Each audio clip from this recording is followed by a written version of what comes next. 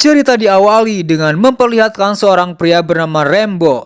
Dia adalah mantan veteran perang Vietnam dengan latar belakang sebagai komandan pasukan yang sangat terlatih. Mendatangi sebuah kota kecil di Amerika Serikat untuk mencari sahabatnya semasa perang dulu. My name is John Rambo. We served on the same. You can see that's Delmore's writing. What time will he be back? He died. The stuff that spread it around. Namun saat tiba di sana, dia harus menerima kenyataan pahit jika teman lamanya diketahui sudah meninggal akibat penyakit yang kemungkinan disebabkan oleh paparan bahan kimia selama perang. Membawa perasaan berduka, dia pun kembali berjalan menyusuri kota untuk kembali pulang. Di tempat berbeda, kita akan diperkenalkan dengan seorang kepala serif bernama Tissel. Dia merupakan serif dengan ambisi tinggi untuk menaikkan pangkatnya. Morning, Amy. How you doing, girls? Great, thanks. Saat sedang berpatroli, dia melihat Rambo sebagai orang asing yang mengganggu ketertiban kota. Tissel kemudian memberikannya tumpangan, namun bukan untuk mengantarnya ke tempat tujuan, melainkan mengusir dari wilayahnya. Haircut and take a bath. Have a nice day, huh? Rambo kemudian pergi dari tempat itu dan memutuskan kembali untuk mencari jalan lain. Namun Teslie yang melihat hal itu mengira dia menantang otoritasnya, kemudian menangkapnya. They see some ID. Now you're gonna put your hands on that car. Be a hunt with a knife. Di kantor, petugas memperlakukan Rambo dengan sangat kasar layaknya penjahat dengan kasus kriminal berat. Perlakuan itu memicu kenangan traumatis yang mengingatkannya saat perang Vietnam.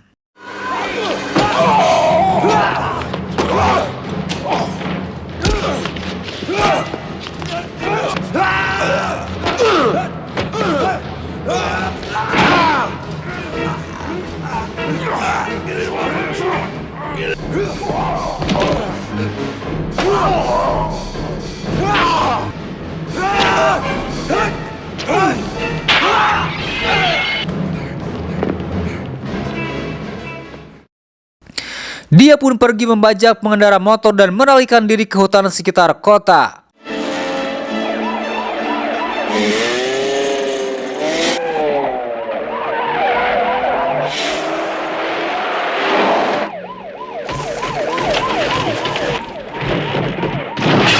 Saat mobil Tissel terbalik, Rambo mempercepat pelariannya hingga akhirnya dia tiba di lokasi bekas tambang tua. Cuaca pegunungan yang sangat dingin membuat naluri bertahan hidupnya kembali muncul. Dia pun memotong kain bekas karung goni untuk menutupi tubuhnya. Bitch! Lester! Tell him to get out here with his damn dogs right away. Lester, tell Gall to get out to the lumber camp. Tell him to get the helicopter up here. Merasa dipermalukan oleh seorang gelandangan yang menghajar anak buahnya di kantor, Tissel mengerahkan anggotanya untuk melakukan penangkapan, termasuk pemantauan dari udara dengan menempatkan penembak jitu untuk mengawasi pergerakannya.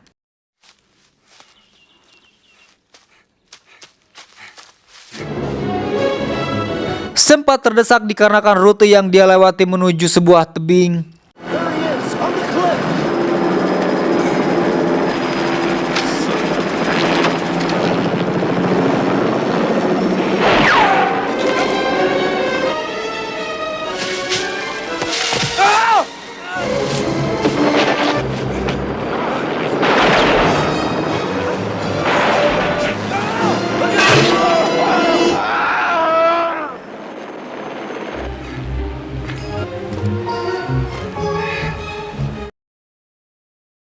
Tidak ingin ada lagi korban jiwa, Rambo sempat memberikan penawaran agar menyudahi konflik ini.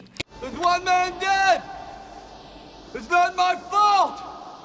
I don't want any more hurt. I'm warning you, boy. Don't make a move. I'll blow your head off. I didn't do anything. Oh! Namun para serif yang arogan malah menembaki Rambo dengan senjatanya.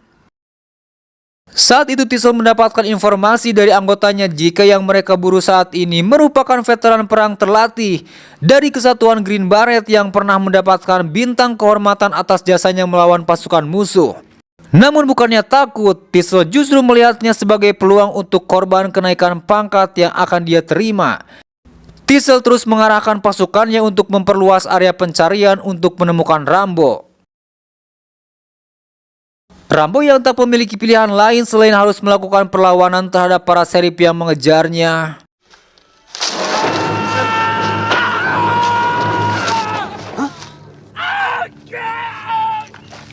Will, it's Mitch!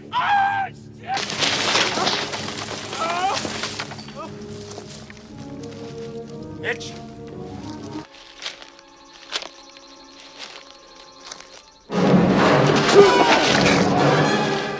What the hell's going on? Over here! Will! It's over here! Who's firing? Hold on, it's firing! I got him! I got him! Somebody help me! Help me, Will! Akibat ambisi yang berlebihan, Diesel dibuat harus menyaksikan anggotanya dilumpuhkan oleh satu orang tanpa senjata canggih seperti yang mereka miliki. We should all give you a war you won't believe. Saat Diesel lengah, Rambo sempat memberikan peringatan untuk menghentikan semua ini, atau dia akan memberikan perang yang belum pernah Diesel temukan sebelumnya. Situasi yang dianggapnya semakin memburuk, Diesel kemudian meminta bantuan pasukan Garda Nasional. Kejadian itu pun sempat viral dan menjadi pemberitaan media nasional. Dan di situasi kacau datanglah Kolonel Trautman, yang diketahui merupakan mantan komandan Rambo selama perang dulu.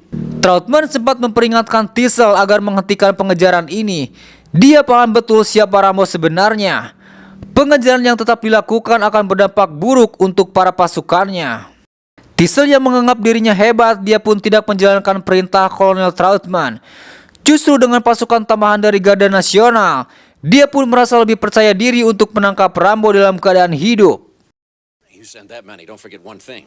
What? A good supply of body bags.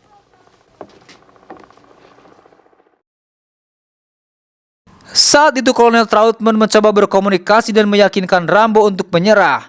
Di sana dia bersedia menjamin keselamatannya.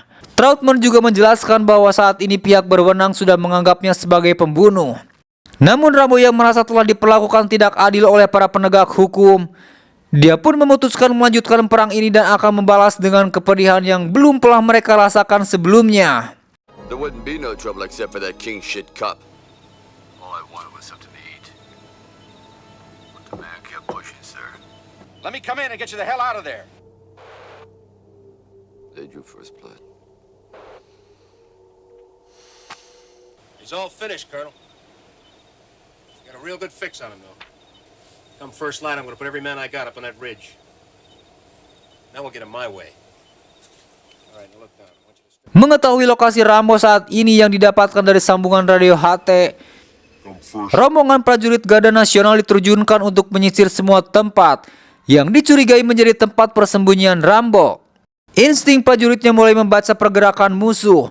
Dia pun bergerak lebih jauh ke selatan dan tanpa sengaja bertemu dengan seorang anak pencari tupai. Dengan penuh belas kasihan, Rambo melepaskan anak itu tanpa menyakitinya. Namun saat anak itu kembali ke kelompoknya, mereka melepaskan tembakan ke arah Rambo. Sontak suara senapan itu memberikan informasi kepada pasukan yang saat itu mengejarnya.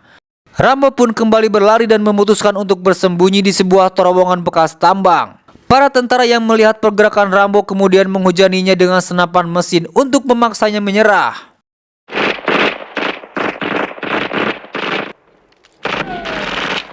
Hampir dibuat pindah alam dengan serangan balik dari Rambo. Pimpinan tentara itu pun berencana menuntaskan pemburuannya.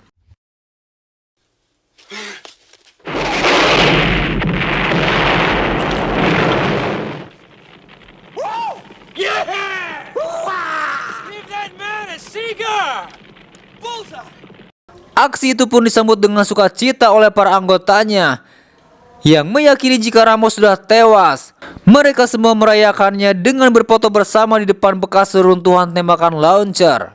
Bukannya bangga dengan pencapaian anak buahnya, Tisel justru dibuat murka dan memarahi mereka yang dianggapnya tidak bisa bekerja. Tisel sendiri menginginkan Rambo ditangkap hidup untuk memberikan pelajaran dengan keinginannya sendiri. Tisel kemudian meminta anak buahnya untuk memastikan tewasnya Rambo dengan menggali reruntuhan di area terowongan bekas tambang.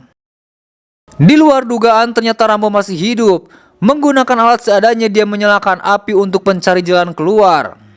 Setelah berjalan cukup lama, dia pun menemukan cahaya dan keluar dari dalam terowongan. Dengan tetap memantau keadaan sekitar, Rambo melihat rombongan mobil tentara yang akan kembali pulang. Cathcart, Robert A. Come on, move, go home!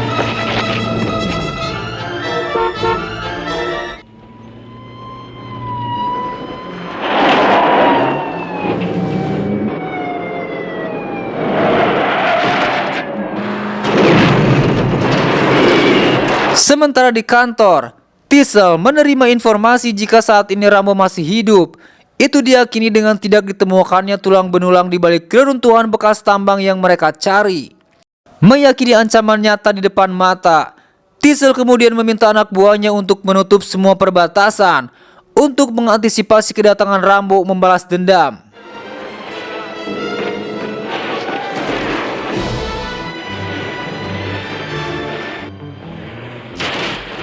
Dengan kemarahan yang sudah memuncak, saat tiba di kota, Rambo membajak senjata mesin dari mobil miliknya.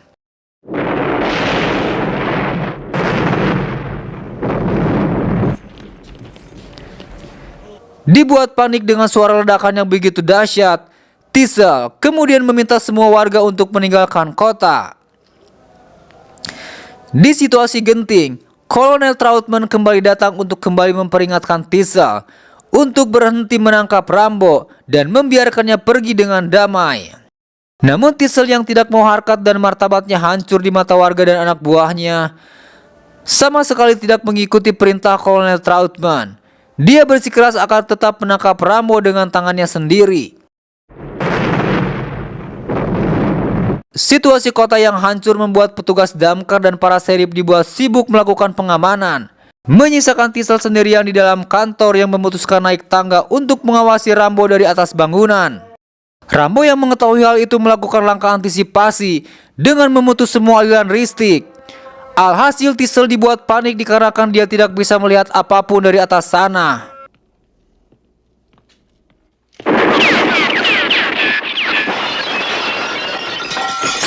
Ketika dia siap menyerang Tesli, Trautman muncul dan berhasil membujuknya untuk menyerah. Rambo kemudian melepas semua emosi yang terpendam. Dengan penuh haru dia harus menceritakan pengalaman pahitnya selama perang Vietnam, termasuk bagaimana teman-temannya harus terbunuh dan dia sendirian disiksa oleh musuh. Setelah melepaskan emosinya, secara sukarela dia menyerah kepada Trautman dan dibawa pergi dengan damai. Tisel yang terluka diangkat ke ambulan, dan kota yang semula tenang kembali ke kondisi normal dengan menyadari dampak besar perang terhadap para veteran yang kembali ke rumah.